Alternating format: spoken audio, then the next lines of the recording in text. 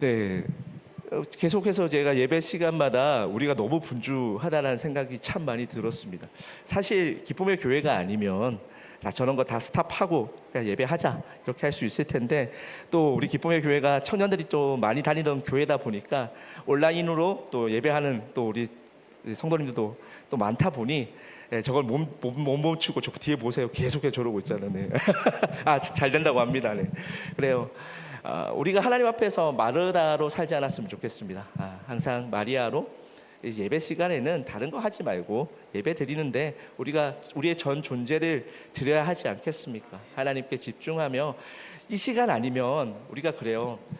우리가 예전에는 수요 예배도 있었고 금요 기도회도 있었고 뭐 참 하나님을 만날 시간들이 그래도 많이 있었는데 하나씩 없어졌잖아요. 그죠? 이제 금요 기도회와 주일 예배만 남았습니다. 나머지는 오롯이 여러분에게 맡겨드렸습니다. 근데 우리가 개인으로 하나님 앞에서 하나님 만나는 시간들이 많습니까? 적습니까? 적잖아요. 저만 해도 힘들어요. 네. 목사인 저도 힘든데 여러분 오죽하시겠습니까? 그러면 우리가 금요 기도의 시간이라든지 우리가 하나님 만날 수 있는 주일 예배 시간을 여러분들이 소중하게 생각하셨으면 좋겠습니다. 여러분 삶 가운데 우선순위를 물으면 말로만 하나님 하지 말고 우리의 시간과 우리의 에너지를 들여서 하나님 만나러 와서 함께 예배하고 함께 기도할 수 있는 복된 우리 성도님들의 삶이 되어지기를 예수님의 이름으로 소망하고 축복합니다. 아멘. 자, 이제 팔복의 이제 7번째 복 오늘 함께 나누고자 하는데, 이제 지난주까지 팔복에 대한 이야기들을 좀 같이 나누다 보면 이제 우리 성도님들도 눈치채셨을 거예요. 뭘 눈치챘느냐? 복은 누구다? 하나님이다 라는 것을 우리가 눈치채야 합니다. 그죠? 팔복이라는 것이 무언가 우리의 소망과 우리의 계획을 우리의 뜻대로 하기 위해서 무언가 수단으로 주어진 것이 아니라 예수님께서 복 그 자체인 하나님에 대해서 우리 가운데 알려주신 것이 바로 팔복입니다. 자, 그런데 우리가 복 받을 존재입니까? 우리가 그걸 모르잖아요. 그렇게 어떻게 하셨죠? 하나님께서 우리가 하나님의 복을 그러면 신약에서 예수님께서 산상수훈을 통해서만 말씀하셨을까요? 아니요. 구약에서도 계속해서 말씀하셨죠. 근데 그 복을 알아챘습니까? 못 알아챘습니까? 모르잖아요. 그래서 하나님께서 하신 방법이 뭐죠? 복이신 하나님이 우리 가운데 직접 들어오셨죠. 그게 바로 예수님께서 이 땅 가운데 오신 사건 아니겠습니까? 예수님께서 이 땅 가운데 우리 가운데 오신 것은요, 복에 대해서 복자도 모르는 우리를 위한 하나님의 긍휼하심입니다. 하나님의 한량없는 긍휼이 우리 가운데 베풀어진 것이 바로 예수님께서 이 땅 가운데 오신 사건이라 할 수 있습니다. 그래서 예수님께서 이 땅 가운데 오셨어요. 그래서 하신 것이 무엇입니까? 이제는 내가 복이니 내가 너희 가운데 왔다.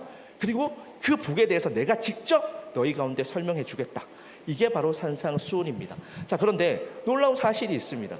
예수님께서 하나님의 복 그 자체잖아요. 근데 예수님 혼자 그 복을 누리신다고 하십니까? 다 같이 누리고자 하십니까? 다 같이 누리고자 하세요. 그래서 그 하나님의 복에 대해서 누구에게 설명을 해주고 있습니까? 제자들에게 설명을 해주는 거죠. 수많은 무리들에게 설명을 해주고 있습니다. 오늘 우리에게도 우리 주님께서 설명해 주고 있습니다. 자, 이쯤 하면 어떻게 해야 될까요? 알아먹어야죠. 그죠? 우리 가운데 복으로 오신 그 예수님이 우리 삶 가운데 또 우리 전 존재 가운데 아름다운 복이 되어지기를 다시 한 번 더 예수님의 이름으로 소망하고 축복합니다. 우리 지난주에 마음이 청결한 자는 복이 있나니 무슨 복이 있다고 그랬죠? 하나님을 볼 것이요.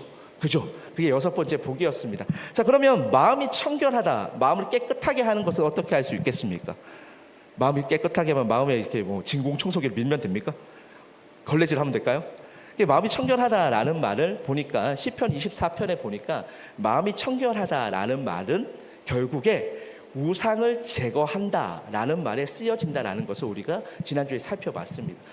자꾸만 어떤 단어가 있으면 추상적으로 남겨놓지 말고 구체적으로 그게 어떤 의미인지를 우리가 알아야 마음의 청소를 할 수 있지 않겠습니까? 근데 우리는 어떠냐면 마음이 청결해. 그래, 마음이 청결하면 하나님을 보지. 여기에서 끝난단 말이에요. 그럼 어떻게 될까요? 어떻게 살아가야 할 바를 몰라요. 그럼 어떻게 해야 될까요? 말씀을 좀 구체적으로 봐야죠. 이게 어떤 의미인가? 마음을 청소한다라는 말은 우리 가운데 있는 우상을 제거한다라는 말이에요. 하나님을 본다라는 말은 우상 숭배자에서 예배자가 된다는 의미입니다. 우리는 어떻죠? 우리는 하나님을 믿으니까 우상 숭배와는 거리가 멀다고 생각하고 살아요. 근데 그렇습니까? 정말 그렇습니까? 하나님을 모르는 사람들은요, 신상을 세웁니다. 그리고 신상을 숭배하는 것을 통해서 우상을 숭배합니다. 그렇죠? 근데 하나님을 믿는 사람들은 어떻게 우상을 숭배하죠? 내 마음대로 하나님을 만들어냅니다. 내 생각대로, 내 이성에 맞게 내가 하나님을 통제하고자. 왜요? 내 뜻을 이루어야 되니까요. 내 소망을 이루어야 하니까요. 하나님은 성경에서 말씀하시는 하나님이 전부일 텐데, 근데 우리는 어떠냐면 우리 마음대로 하나님을 만들어내요. 하나님께서 어떻게 말씀하셨죠? 하나님께서 어떤 형상으로든지 하나님을 만들지 말라고 10계명 중에 2계명에서 말씀하셨습니다. 근데 우리는 그 명령을 어기는 것을 참 쉽게 해요. 우리가 실력이 있습니까? 우리가 우상 숭배자에서 벗어날 수 있는 방법이 있겠습니까? 없잖아요. 그래서 하나님께서 어떻게 하셨죠? 우리 지난주에 살펴본 것처럼 에스겔의 약속처럼 하나님께서 새 영을 우리 가운데 부어주셨습니다. 그 새 영이 무엇입니까? 성령. 성령이 부어주셔서 우리를 어떻게 바꾸어 나가시죠? 성령이 우리 가운데 부어져서 우리가 성전이 되었어요. 놀라운 일이 벌어지지 않았습니까? 하나님 앞에 거룩하게 설 수 없는 우상 숭배자였어요. 그게 구약의 이스라엘 백성들의 모습이었고 사실 하나님과 연관없는 우리의 모습입니다. 그런데 하나님께서 어떻게 하셨다고요? 새 영을 여러분 가운데 부어주셔서 여러분의 돌 같은 마음을 부드러운 마음으로 바꾸시고 이제는 그냥 여러분 그 자체가 성전이 될 수 있도록 하나님께서 빚어가셨단 말이에요. 성전 앞에 설 수 없는 자들을 성전으로 빚어가시는 이야기, 이것이 바로 마음이 청결한 자는 하나님을 볼 것이다 라는 그 워딩에 숨겨져 있는 복이라 할 수 있습니다. 그러니까 여러분들은 정말 복받은 사람들이에요. 왜요? 여러분이 성전이잖아요. 옛날에는 그 성전에서 그렇게 예배드리기 위해서 동서남북 각지에서 그 성전을 향해서 막 걸어와가지고 예배드리고 그랬단 말이에요. 이제 그럴 필요가 있다 없다? 없다. 그럼 어떻게 하면 됩니까? 여러분 가운데 살고 계시는 그 성령 하나님의 음성 가운데 민감히 반응하며 우리가 거하는 모든 시간과 공간 속에서 하나님을 예배할 수 있는 예배자로 살아가게 된 것입니다. 이게 얼마나 큰 복 아니겠습니까? 이게 진정한 복이에요. 자꾸 우리는 우리가 생각하고 우리가 요구하는 복의 모습이 있어요. 그런데 성경은 그게 하나님의 나라의 복이 아니다라고 이야기하고 있습니다. 그건 세상의 복이 될 수 있어요. 근데 성경에서 말하는 진짜 복, 어떤 상황과 어떤 환경 속에서도 정말로 우리 가운데 없어지지 않는, 정말로 이것은 영원부터 영원까지 존재하는 복, 그 복은 여러분들이 성전이 되는 복입니다. 이 복을 누리며 살아갈 수 있는 우리 기쁨의 교회 성도 여러분 다 되시기를 다시 한 번 더 예수님의 이름으로 소망하고 축복합니다. 오늘은 우리 8복 중에 7번째 복을 좀 같이 나누고자 합니다. 다시 한 번 더 7번째 복이 무엇이었죠? 화평하게 하는 자는 복이 있나니 그들이 하나님의 아들이라 일컬음을 받을 것이미요. 자, 오늘 함께 나눌 복은 무슨 복이죠? 화평입니다. 이 화평이라는 단어를 이제 저는 조금 무언가 한 어떤 히브리어 단어가 있으면 같은 단어로 번역을 해주면 여러분들이 좀 성경 읽어 나가는데 좀 도움이 되겠다 싶은데 그렇지가 않은 거예요. 다 다른 단어로 번역을 했어요. 평안이라고 했다가 평화라고 했다가 오늘은 화평이라고 했다가 화목이라고 했다가 이러니까 같은 단어인지를 모르잖아요. 자, 그런데 히브리어로 화평을 의미하는 단어는, 자, 우리 앞뒤 좌우 성도님들하고 이렇게 인사 한번 하시겠습니다. 샬롬 샬롬 이렇게 인사 한번 할까요? 샬롬 샬롬. 또 안 하시는 성도님들 있어요. 자, 이거 소외당하지 않게 같이 인사해 주세요. 우리 다 가족입니다. 샬롬 샬롬. 네, 샬롬 샬롬. 네. 자, 화평이 뭐라고요? 히브리어로 샬롬. 화목이 뭐라고요? 샬롬. 평화가 뭐다? 샬롬. 평안이 뭐다? 샬롬. 샬롬이에요.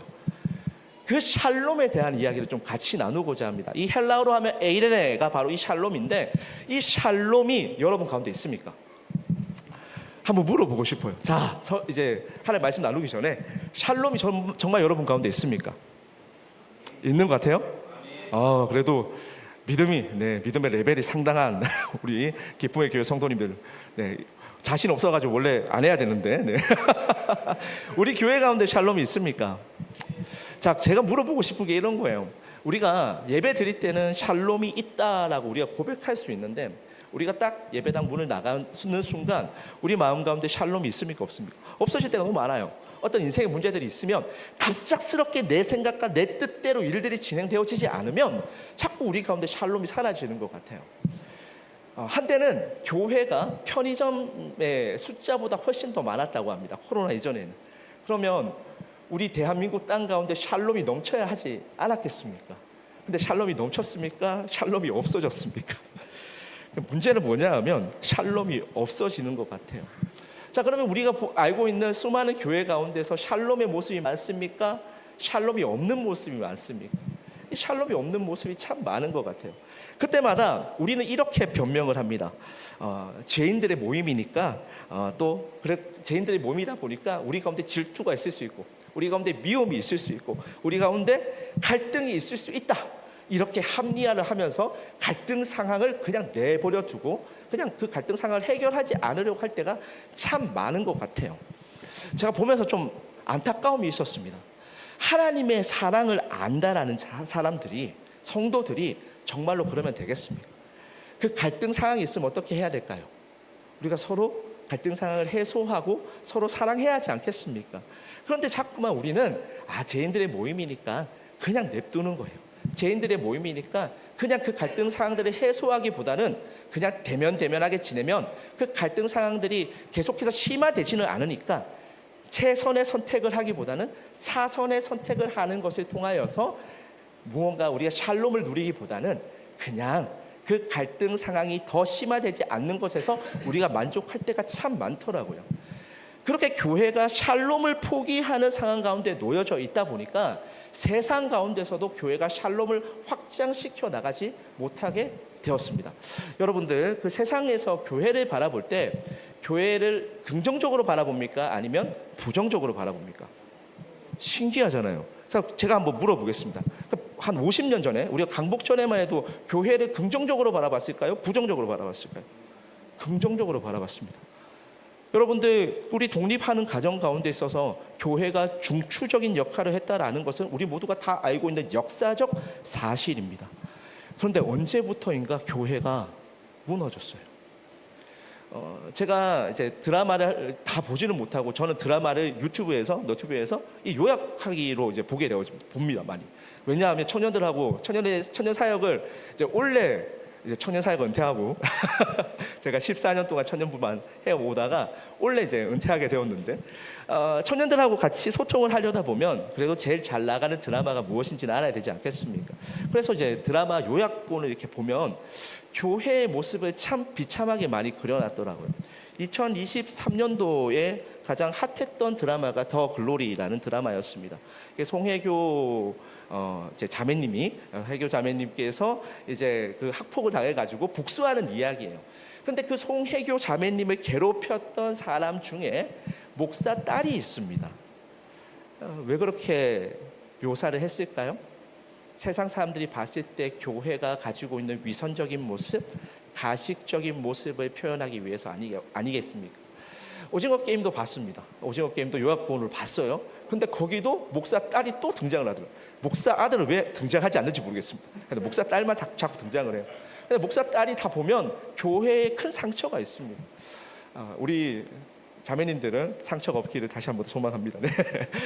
그런데 교회를 세상에서 바라봤을 때는 그렇게 부정적이고 좀 교회가 위선과 가식이 있는 그 교회의 문제점을 계속해서 파서 이거 우리 가운데 적나라하게 보여줄 때가 많단 말이에요.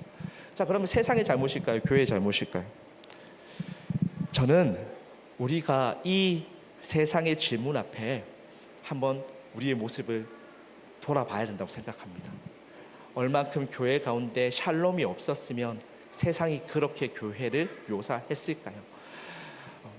샬롬이 사라진 시대에 그 시기를 우리는 사사기 시대라고 알고 있습니다. 그 사사기 시대를 보면요, 샬롬이 사라지면 어떻게 되어지는지 제가 그래서 단톡방에다가 오늘 없잖아요. 없어도 이런 것 가운데 분노하지 마세요. 당연할 수 있습니다. 언제부터 이런 거 있었다고, 그죠? 옛날에 우리 집사님도 그 얘기했어요. 옛날에 이거 어떻게 했죠? 말씀 없으니까 전지 넘기는 거 기억나십니까? 전지, 우리 노영훈 집사님 같은 이제 시간대를 살아왔기 때문에 자, 이해하시죠? 자, 그 다음에 어떻게 했습니까? OHP 필름 갈았어요. 자, 그러다가 너무 이제 시대가 좋아져가지고 저기서 그냥 이게 손가락으로 몇 번 누르면 다 넘어가는 시대를 살아가다 보니까 우리가 저 뒤에서 고생하는 사람들의 수고를 몰랐던 거예요. 저분들이 없으면 교회가 이럴 수 있습니다. 그런데 없어도 괜찮아요. 없어도 괜찮아요. 우리 가운데는 폰이 있잖아요, 그죠? 네, 그래서 제가 올려드렸습니다. 자, 사사기 21장 25절 말씀. 혹시 없으신 분들은 성경을 피시고 성경도 없으신 분들은 제가 읽을 때 귀 기울여서 들어주시면 감사하겠습니다. 자, 다 같이 한번 읽어보겠습니다. 시작. 그때 이스라엘에 왕이 없으므로 사람이 각기 자기의 소견에 오른 대로 행하였더라. 자, 교회가 샬롬을 잃어버렸어요. 교회가 더 이상 샬롬 메이커로서의 그 기능을 잃어버렸단 말이에요. 그러면 세상 가운데서도 평안이 사라집니다. 세상 가운데 샬롬이 사라진 그 세상을 이렇게 묘사하고 있어요. 이스라엘에 왕이 없으므로 각기 자기의 소견에 오른 대로 행하였더라. 자, 이게 딱 사사기 시대에만 적용되어지는 것이 아니라 우리가 살아가고 있는 시대 가운데도 그대로 적용되어지고 있다는 것을 알 수 있습니다. 요즘은 다 내가 옳다라고 하는 시대 가운데 살아가고 있어요. 그죠? 자, 그러다 보니까 샬롬이 많습니까? 갈등이 많습니까? 갈등이 훨씬 더 많아요. 갈등이 증폭되어지고 있습니다. 특별히 지금 2025년도를 시작하는 시점에서 대한민국은 갈등의 중심에 놓여져 있는 것을 우리가 다 알 수 있습니다. 세대의 갈등이 있고요, 남녀의 갈등이 있고, 또 정치권의 갈등이 있고, 참 많은 갈등이 우리 가운데 산적해 있습니다. 이 상황 가운데 우리가 살아가고 있어요. 자, 그러면 이걸 우리가 어떻게 해결할 수 있겠습니까?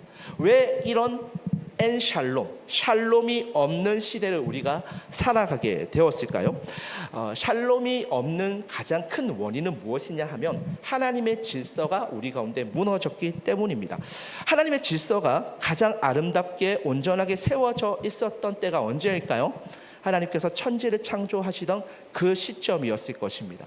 에덴 동산이 다 만들어졌어요. 하나님께서 이 피조 세계를 다 창조하셨습니다. 그리고 나서 하나님께서 뭐라고 말씀하셨죠? 참 좋았더라. 그죠? 그리고 그 하나님의 형상을 닮은 아담과 하와를 만드시고 하나님께서 뭐라고 말씀하셨죠? 심히 좋았더라. 심히 좋았더라. 좋았다, 토부하다라는 말은요, 온전하다, 완전하다라는 의미를 가지고 있습니다. 하나님께서 제가 들어오기 전에 만들었던 이 피조 세상은요, 토부했어요. 근데 그 토부라는 말이 한 번만 쓰여진 것이 아니라 메오드 토부라고 하나님께서 선포하셨단 말이에요. 그게 무슨 말입니까? 너무너무 좋았다. 이보다 더 완전할 수 없다. 완벽하다라고 하나님께서 만드신 피조 세계를 보고 그렇게 말씀하셨습니다. 자, 그럼 여러분도 한번 보실까요? 자, 여러분들 제가 할 때마다 이거 얘기하는데, 자, 우리 앞뒤 좌우 선생님도 한번 보실까요? 여러분들 어떤 존재라고요? 완전한 존재, 완벽한 존재예요. 그죠? 그러니까 여러분들이 거울 보면은 완전하지 않은 것 같잖아요. 근데 아니에요. 여러분들은 완전한 존재예요. 세상의 눈으로 보면 여러분들이 불완전한 것처럼 보여요. 근데 하나님의 눈으로 보면 여러분은 하나님의 걸작품이라고요. 하나님의 완전한 피조물, 하나님의 형상을 닮은 자, 메오드 토부한 존재가 바로 우리예요. 하나님의 마스터피스다. 이게 하나님이 여러분을 향한 하나님의 부르심이라고요. 자, 그런데 문제는 뭐냐 하면 우리가 하나님의 부르심이 우리 가운데 마음에 들지 않는 거예요. 우리 가운데 세상이 들어와요. 우리 가운데 죄가 들어옵니다. 죄가 들어오면 어떻게 되죠? 창세기 3장 5절 말씀 우리가 다 알고 있잖아요. 그죠? 창세기 3장 5절 말씀은 너희가 그것을 먹는 날에는 너희 눈이 밝아져 무엇과 같이 되어 하나님과 같이 되어 선악을 알 줄 하나님이 아심이니라. 자, 하나님이 우리를 만드셨을 때는 우리는 메오드 토부한 존재로 하나님께서 주시는 그 샬롬을 누리면서 살아갔어요. 그런데 우리가 그 질서가 마음에 들지 않는 거예요. 하나님으로 만족할 수 없는 거예요. 내 생각과 내 계획과 내 방법대로 살아가고 싶은 마음이 우리 가운데 있는 거예요. 그럼 어떻게 되었을까요? 하나님의 방법을 거부하죠. 하나님의 질서를 거부하죠.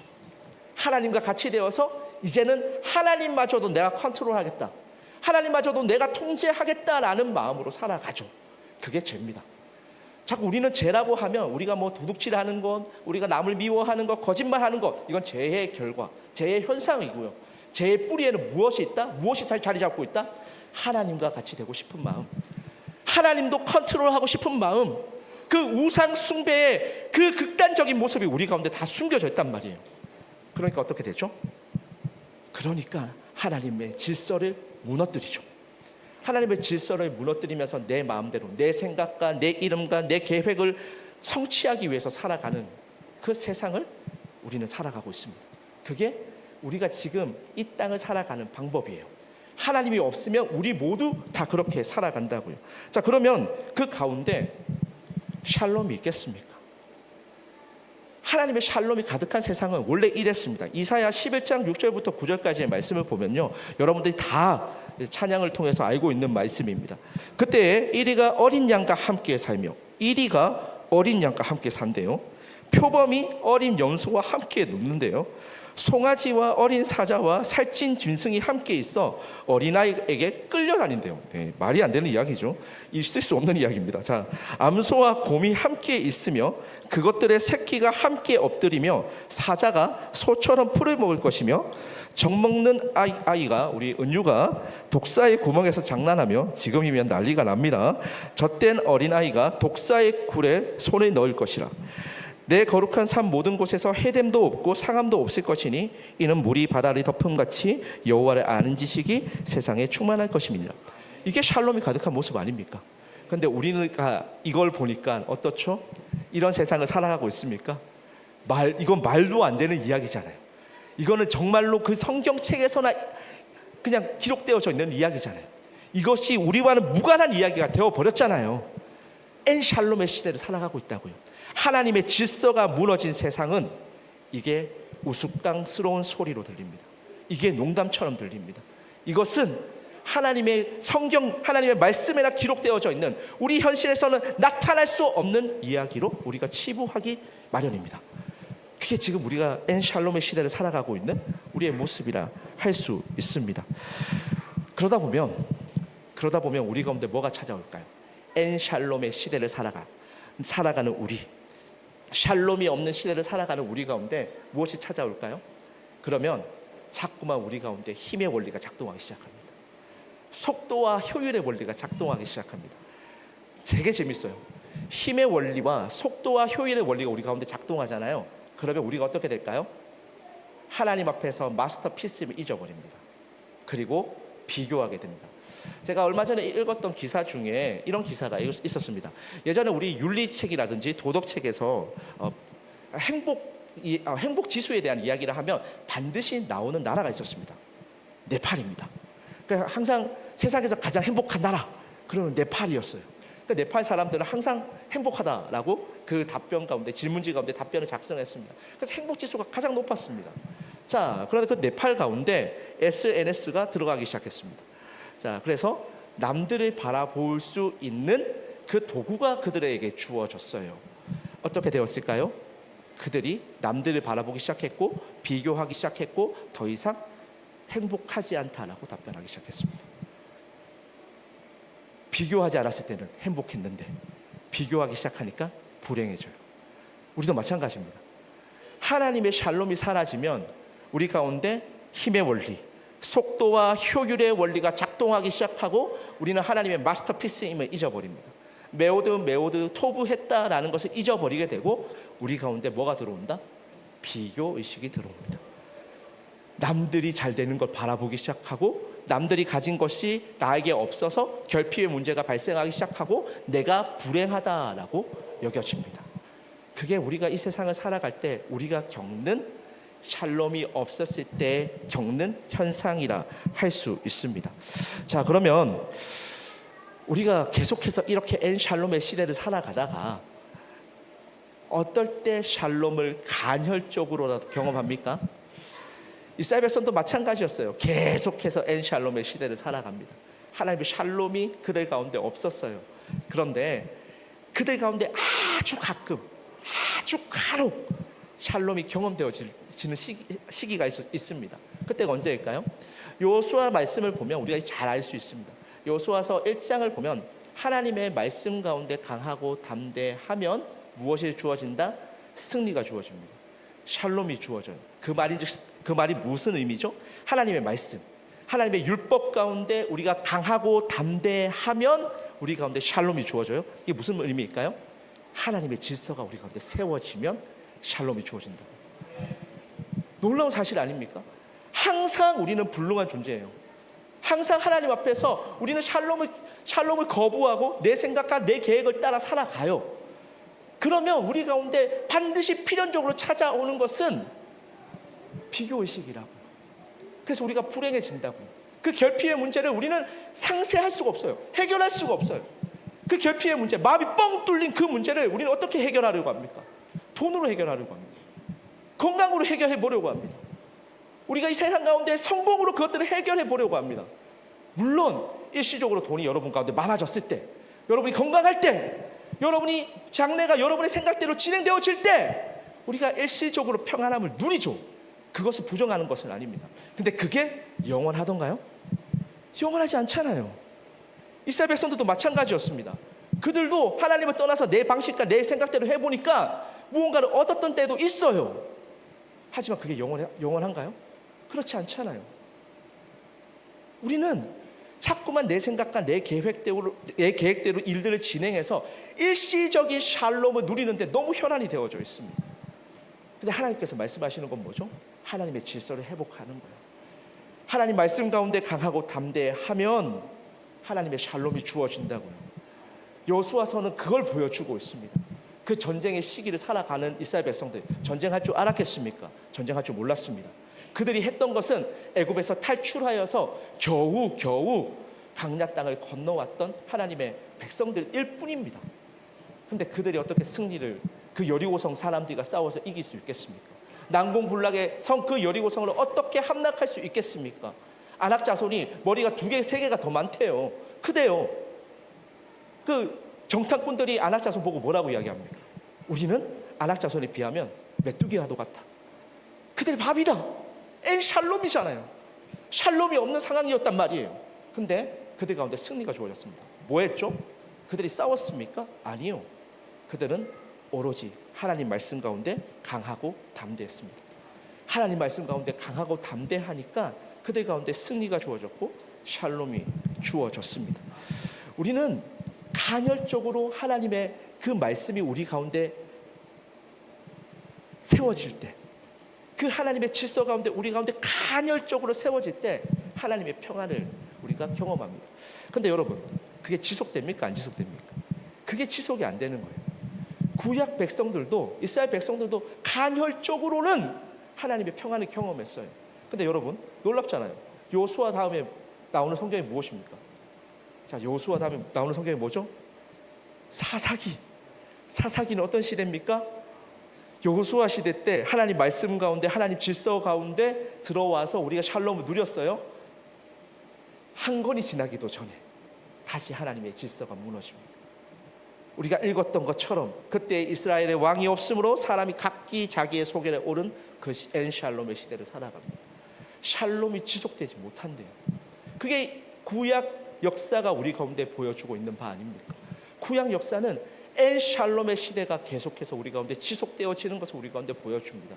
하나님의 질서가 무너지면 우리는 하나님의 샬롬을 누릴 수 없습니다. 자, 그러면 우리 가운데도 문제가 되죠. 여러분 어떻습니까? 여러분 가운데 계속해서 샬롬이 유지되기 위해서 우리는 그럼 어떻게 하면 될까요? 그래서 하나님께서 하나님의 질서가 무엇인지를 우리 가운데 분명하게 보여주셨습니다. 제가 은비가 있을 때마다 이 샬롬에 대한 설교를 하고 있는 것 같은데, 그래서 내가 보면서 야, 좀 신기하다 뭐 이렇게 생각을 하는데, 제가 추석 때 이 샬롬에 대한 설교를 아마 주일 오전 예배 시간 때 같이 나눈 걸로 기억하고 있습니다. 이 샬롬에는 2가지 의미가 있습니다. 자, 한번 볼게요. 샬롬, 첫 번째는 온전하게 하다라는 의미가 있습니다. 그러니까 샬롬이라는 게 평안, 화목, 화평이잖아요. 왜 이것이 이런 상태가 우리 가운데 주어집니까? 온전해지기 때문에 그렇습니다. 샬롬이란 첫 번째 뜻이, 의미가 뭐라고요? 온전해진다, 온전하다라는 의미를 가지고 있어요. 두 번째는요, 값을 지불하다라는 의미를 가지고 있습니다. 뭘 가지고 있다고요? 값을 지불하다. 자, 그러면 이게 상충되어지는 것 같잖아요. 첫 번째는 온전해지는데 두 번째는 값을 지불하다. 이게 무슨 연관이 있을까? 이렇게 생각할 수 있잖아요. 자, 그런데 이것을 이어놓은 성경이 있습니다. 히브리서 12장 2절 말씀입니다. 히브리서 12장 2절 말씀. 자, 다 같이 한번 읽어보겠습니다. 자, 이건 너무너무 중요하니까 우리 큰 소리로 다 같이 한번 읽겠습니다. 시작.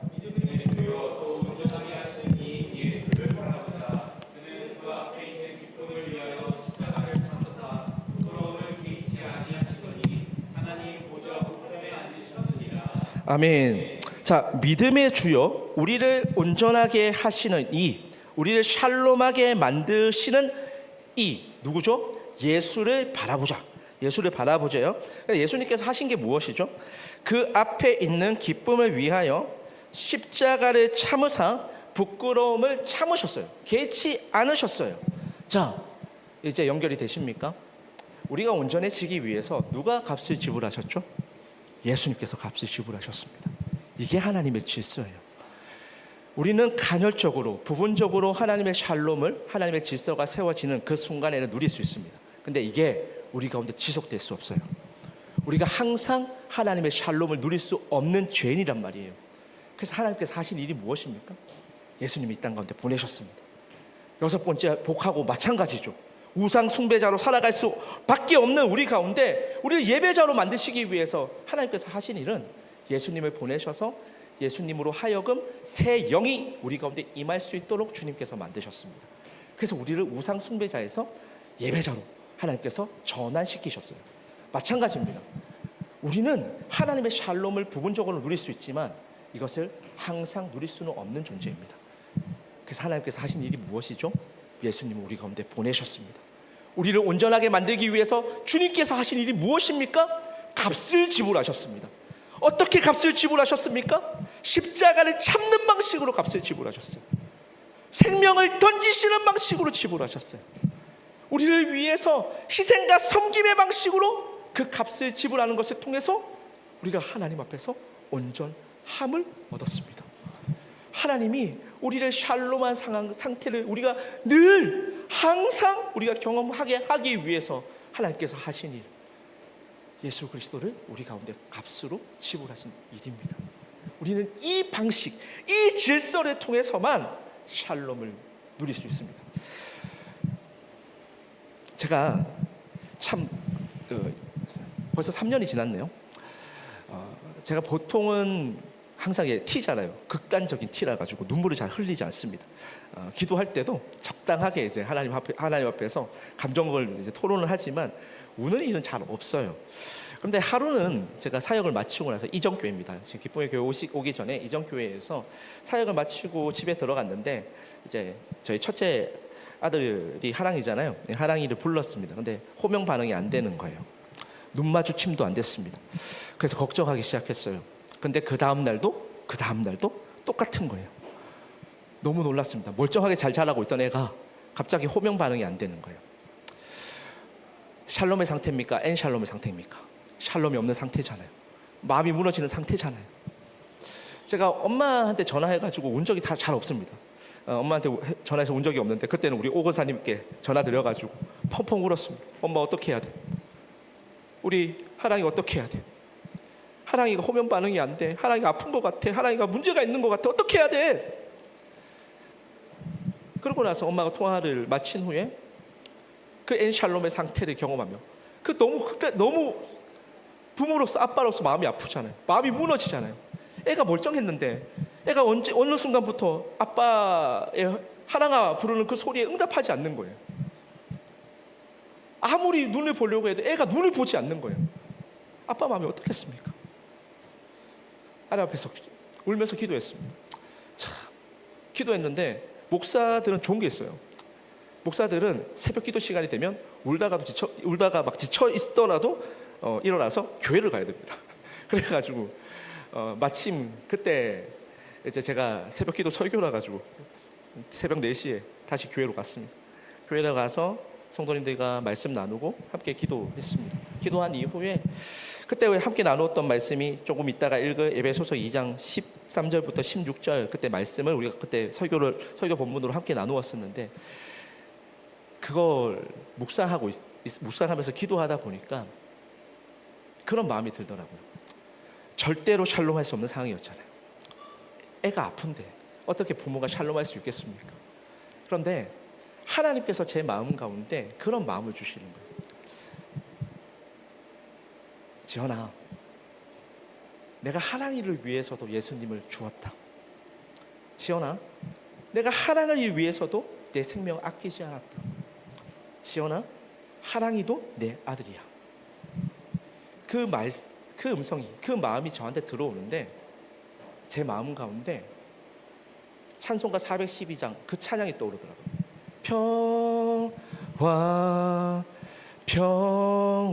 평화로다 하늘 위에서 내려오네. 그 사랑의 물결이 영원토록 내 영혼을 덮으소서. 문제가 해결되었습니까? 아니요. 그 이후로도 하랑이는 하랑아라고 부르는 아빠의 음성에 반응하지 않았습니다. 눈 마주침은 잘 되었을까요? 잘 되지 않았습니다. 그런데 제 마음 가운데 알 수 없는 평화가 있더라고요. 그 평화가 왜 제 마음 가운데 생겨나기 시작했을까요? 여러분 삶 가운데도 저보다 더 힘든, 더 어려운 그 시간들이 걸을 때가 있습니다. 그 샬롬이 없는 상황처럼 보여질 때가 여러분에게도 있다고요. 그런데 여러분 가운데 왜 샬롬이 있습니까? 예수님께서 우리의 생명 되시기 때문 아닙니까? 세상이 줄 수 없는 평안, 세상이 줄 수 없는 평화, 그거는 예수님께서 십자가에서 우리 가운데 생명을 던지셨기 때문에 우리가 누릴 수 있는 평안 아닙니까? 그게 복이라고요. 그 복이 우리 가운데 있다고요. 우리는 하나님을 떠나서 내 마음대로 살아가기 위해서 하나님마저도 내 마음대로 통제하고자 우상을 숭배하고 우상을 만들어내는 그런 존재예요. 그런 죄인들이에요. 그래서 그냥 우리는 우리가 생각하는 대로 무언가 일들이 주어지면 잠시 동안에 있는 그 평안을 누리는 것에 우리가 다 안달이 되어져 있잖아요. 혈안이 되어져 있잖아요. 그것 있으면 평안하고 그것 없으면 너무나도 불행한 것 같고 그것 없으면 너무나도 두렵고 그렇게 살아가는 우리에게 하나님께서 우리 가운데 하신 일이 무엇입니까? 예수 그리스도를 우리 가운데 던지셨습니다. 예수님을 우리 가운데 값을 지불하는 방식으로 우리가 평안을 누릴 수 있도록 주님께서 그렇게 만드셨습니다. 저는 이게 복음이라고 생각합니다. 저는 이것이 우리가 누려야 할 평안이라고 생각합니다. 그래서 에베소서 2장 13절에서 16절 말씀을 보면요, 이제는 전에 멀리 있던 너희가 그리스도 예수 안에서 그리스도의 피로 가까워졌다. 이제는 하나님과 무관했던 그 우리가 예수님의 그 십자가에서 흘리신 피로 주님께서 십자가에서 우리 가운데 생명을 던지시는 그 값을 지불하는 방식으로 하나님과 가까워졌다라고 이야기하고 있습니다. 14절 말씀을 보니까 그는 우리의 샬롬이다 라고 이야기하면서 둘로 하나를 만드사 원수된 것 곧 중간에 막힌 담을 자기 육체로 허셨대요. 우리 가운데 하나님과 원래 단절된 상황이었잖아요. 하나님과 우리 사이에는 넘을 수 없는 벽이 있었다고요. 담이 있었다고요. 근데 그걸 어떻게 허셨다고요? 자신의 육체를 우리 가운데 던지는 방식으로 여셨다고요.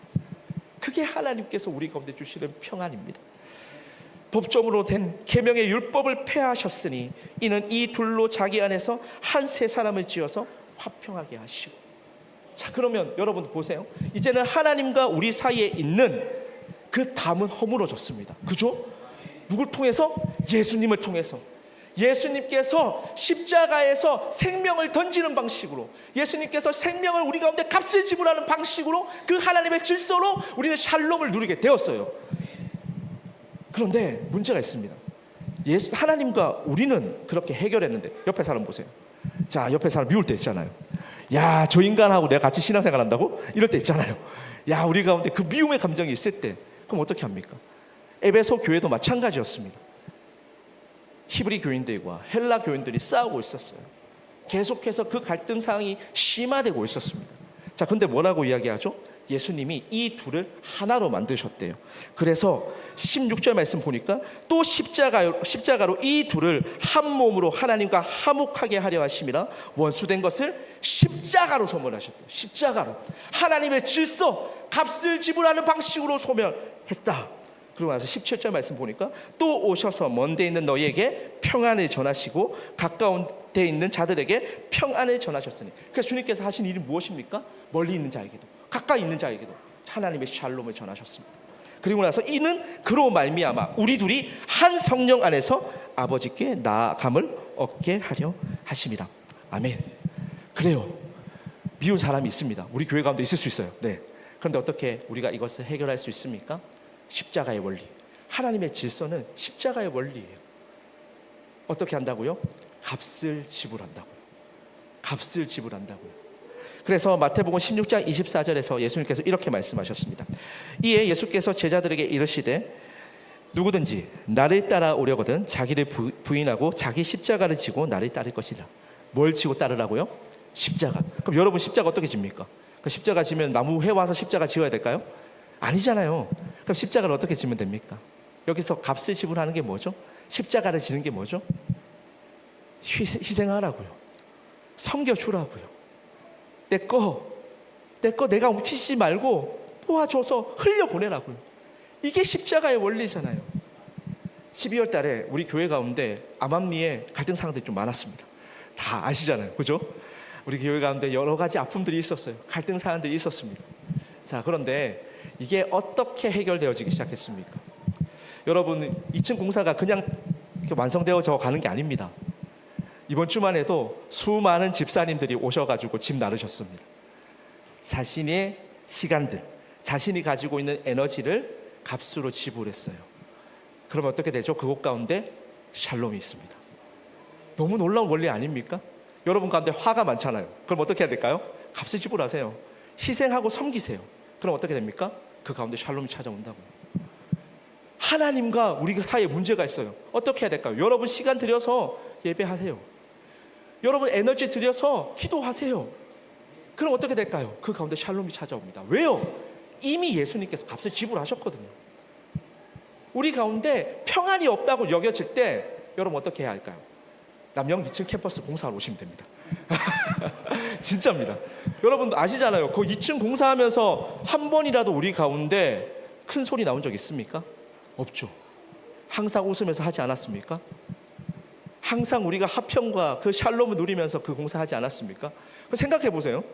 여러분들 그 집 나르는 거 어제 김동우 집사님께 얘기하면 안 되는데 K 집사님께서 그 있는 그 타일을 붙이기 위한 접착제가 그 수십 포대가 있었습니다. 그거 혼자 막 옮기셨습니다. 이게 말이 안 되잖아요. 그 세상 사람들은 이거 뭐 하라고 그러죠? 그거 하면 원래는 일당이라도 줘야 되잖아요. 그러니까 일당 받습니까 저희? 아니잖아요.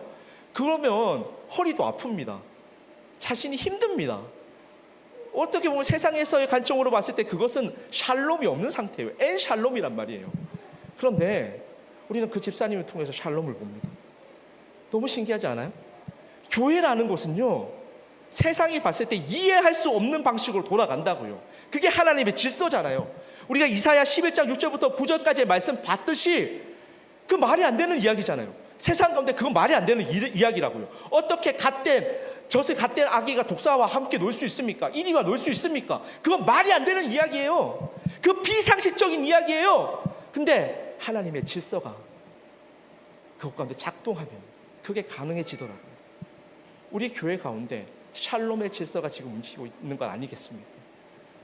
누군가의 희생, 누군가의 섬김, 누군가가 먼저 사랑하는 것을 통해서 우리 기쁨의 교회는 샬롬을 누리는 교회가 되어가고 있습니다.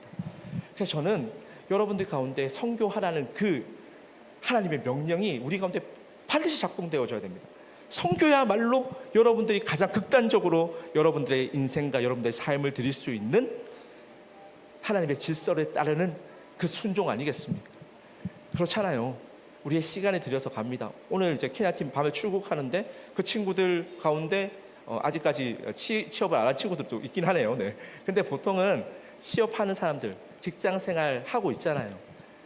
그런데 거기에 자신의 휴가를 쓰는 거예요. 남들처럼 놀 수 있는데 근데 그 선교 가겠다고 자신의 휴가를 거기에 써요. 교회가 가난해서 그 사람들 가운데 그렇게 가는 팀 가운데 많이 지원해 주지 못합니다. 알아가지고 열심히 재정적으로 벌어와가지고 거기에다가 또 값을 지불합니다.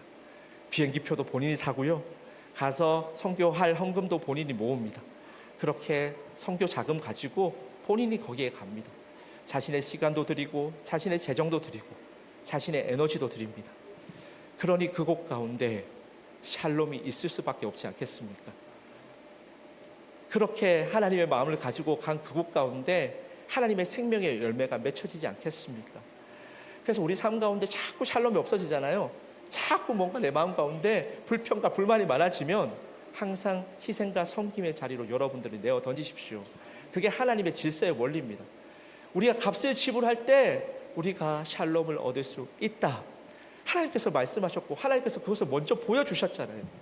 그런데 오늘 마태복음 5장 9절 말씀은 전 너무 기가 막힌 거예요. 보세요. 화평하게 하는 자는 복이 있나니 그들이 하나님의 아들이라 일컬음을 받을 것이요. 자, 이걸 먼저 누가 보이셨다고요? 예수님께서. 그래서 예수님은 우리가 하나님의 아들이라고 우리가 부르잖아요. 그런데 더 놀라운 사실이 있습니다. 우리가 그렇게 살아가면 우리가 우리의 삶 가운데 희생과 사랑과 섬김으로 우리에게 주어진 그 십자가 지고 우리의 삶을 값을 지불하며 살아갈 때 하나님께서 여러분들 어떻게 부르신다고요? 하나님의 아들로, 하나님의 딸로 부르신다. 이게 우리가 누려야 할 복 아닙니까? 저는 팔복의 이 하나님 나라의 원리가 우리 가운데 작동되어지기를 소망합니다. 세상의 복 따라서 살아가지 말고 세상에서 그 얻을 수 있는 그 세상이 줄 수 있는 그 평안, 그것이 일시적이라고요. 그게 세상이 여러분을 속이는 방식이잖아요. 그것에 너무 혈안되어져 있지 말고 여러분 가운데 하나님 나라가 시작되어져서 하나님 나라가 점점 확장되어지는 거예요. 그래서 여러분의 삶을 통해서 여러분이 하나님이 알려주신 대로 하나님의 말씀대로 하나님의 질서를 세워나가는 거예요. 어떤 질서요? 샬롬의 질서, 사랑의 질서, 희생의 질서, 섬김의 질서. 그렇게 세워나가면 여러분 가운데 하나님 나라가 아름답게 확장되어지기 시작한다고요. 여러분의 삶에 그렇게 살아가는 여러분의 삶들이 모여서 어떻게 되어집니까? 아름다운 하나님 나라가 만들어지는 것입니다. 그런 교회가 많아지잖아요. 그런 성도님 많아지잖아요. 대한민국이 바뀔까요? 안 바뀔까요? 저는 반드시 바뀐다고 생각합니다. 하나님의 말씀은 맨날 우리가 이야기하잖아요. 생명력이 있어가지고 우리의 골과 혼과 영혼도 다 쪼갠다면서요. 우리 살아있는 하나님 말씀 믿는 사람들 아닙니까? 근데 그게 왜 작동하지 않습니까? 우리가 여기에 이 질서에 딸의 생각이 없으니까 작동 안 하는 거죠. 여러분 어떻게 여기 앉아 있습니까? 누군가 우리를 위해서 다 값을 지불했기 때문에 우리가 여기 앉아 있는 거예요. 그렇지 않습니까? 먼저 주님께서 그렇게 하나님과 우리 가운데 막힌 담을 허무셨습니다. 그런데 그 샬롬의 원리를 아는 우리의 부모님이 아니면 우리의 가까운 사람들이 우리의 주일학교 선생님들이 나의 형들, 나의 동생, 나의 또 누나들이 우리를 놓고 기도했기 때문에 우리 가운데 값을 지불했기 때문에 우리가 샬롬을 누리는 것 아니겠습니까? 여러분 샬롬 메이커가 되어 주십시오. 우리 역시 그 하나님의 샬롬의 원리를 작동시키는 그 샬롬 메이커로서 살아갈 수 있는 우리 기쁨의 교회 성도들이 다 되셔서 누군가는 여러분들을 통해서 하나님의 샬롬을 누리고 우리도 그 샬롬을 흘러가는 가는 그 방식을 통하여서 아름다운 하나님의 나라가 우리가 거하는 모든 시간과 공간 속에서 확장되어지기를, 그렇게 우리가 아름다운 하나님 나라를 함께 만들어 가기를, 그래서 하나님의 아들과 하나님의 딸로 일컬음을 받는 그 복을 일평생 동안 누리며 살아갈 수 있기를 예수님의 이름으로 소망하고 축복합니다. 우리 요한복음 16장 33절 말씀 함께 읽고 말씀 마무리하도록 하겠습니다. 요한복음 16장 33절 말씀이에요. 다 같이 읽겠습니다. 시작. 이것을 너희에게 이르는 것은 너희로 내 안에서 평안을 누리게 하려 함이라. 세상에서는 너희가 환난이 당하나 담대하라. 내가 세상을 이기온. 예수님께서 세상을 이기는 방식은 힘의 원리가 아니잖아요. 속도와 효율의 원리가 아니잖아요. 어떤 원리입니까? 하나님의 질서, 값을 지불하는 방식으로 십자가의 원리로 세상을 이기셨음을 우리가 기억하며 우리 역시 우리에게 주어진 그 십자가 지고 값을 지불하는 방식을 통하여서 샬롬 메이커로 살아갈 수 있는 우리 모든 기쁨의 교회 성도님들 다 되시기를 다시 한 번 더 예수님의 이름으로 소망하고 축복합니다. 아멘.